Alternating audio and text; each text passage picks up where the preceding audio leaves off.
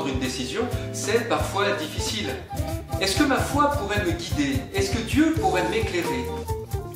Je suis allé au Châtelard rencontrer un jésuite, le père Henri Chabert, qui a bien voulu me donner quelques conseils. Et je lui ai posé 3 questions. Qu'est-ce que Dieu veut pour moi? Qu'est-ce que l'Évangile dit de la vocation?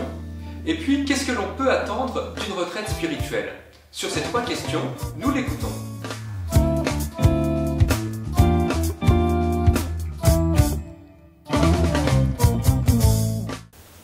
Dans une démarche spirituelle, il y a quelqu'un en qui je pense que je peux avoir confiance, parce que d'autres en ont parlé, parce que moi aussi je lui ai fait confiance, et que donc je peux me dire que s'il a des vues sur moi, eh bien ces vues,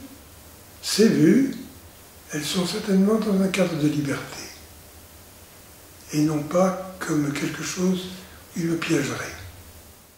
Je pense que ça peut vouloir dire un peu 2 choses. La première, 2 choses qui vont ensemble.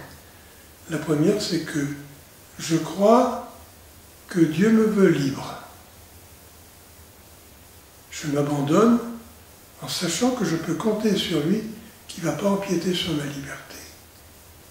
Et puis la seconde chose, c'est que j'ai confiance dans une parole qu'il dit et que je vais expérimenter.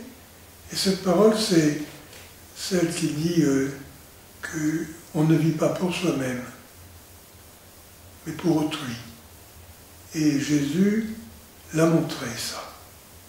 Donc, sa volonté sur moi, elle est certainement de me vouloir libre et de me voir abandonner ma vie. Je pense que Dieu, il cherche à ce que je sois moi-même et que je sois confiant dans ce qu'il attend de moi. Et donc, j'ai pas forcément toute la lumière par les signes qu'il m'a déjà donnés, mais je pense que je peux faire des pas. Des pas qui soient en cohérence avec ce que j'ai déjà reçu. Mais que je n'attende pas forcément d'avoir toute la lumière pour me mettre en route. Et ça, c'est une démarche où je pense très humaine, très forte, qui fait que je ne reste pas sur le bord de la piscine jusqu'à ce que j'ai expérimenté que l'eau ça pouvait porter, et que je me jette à l'eau.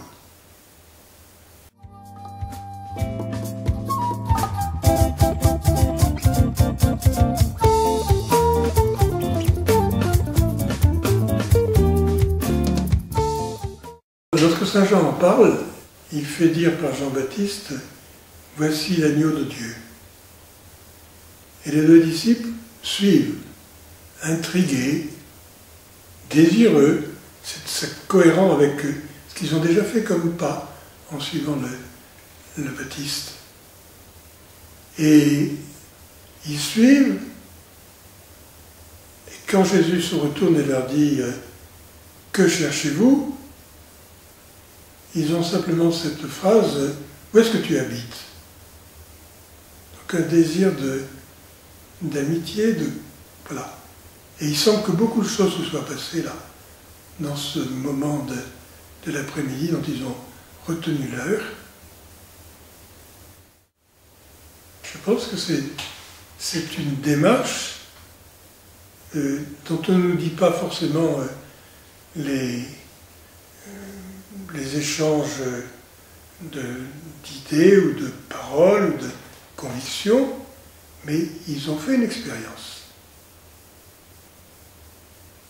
Et je pense que quand Saint Marc dit « Venez, hein, je vous ferai pécheur d'hommes », ça réalise quelque chose de ça aussi. Venez à la suite. 3 verbes qui sont dits dans l'Évangile, qui disent cherchez, vous trouverez, demandez, vous recevrez, frappez, il vous sera ouvert. Voilà. C'est des risques à prendre et c'est très concret.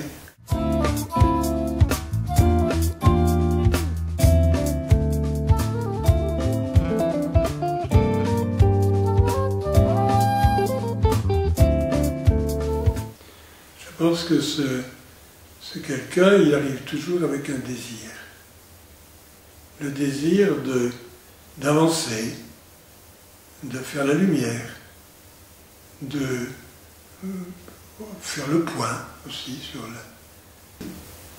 Et que Dieu nous donne ce temps, cette aide, cet évangile aussi, cette bonne nouvelle, pour nous permettre de mettre un pied devant l'autre avec plus de confiance. Voilà. Je trouve que beaucoup de gens sortent joyeux et en paix d'une retraite. L'accompagnateur spirituel, il réalise quelque chose de la vie de l'Église, à savoir qu'il n'y a pas moyen d'aller à Dieu sans s'ouvrir au prochain.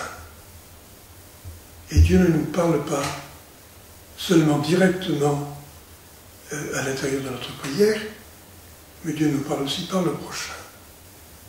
Et donc, il y a une humilité à ne pas, comment dire, causer seulement avec le Seigneur, mais causer avec les frères dans la foi aussi. Et accepter qu'il vous aide à faire la lumière.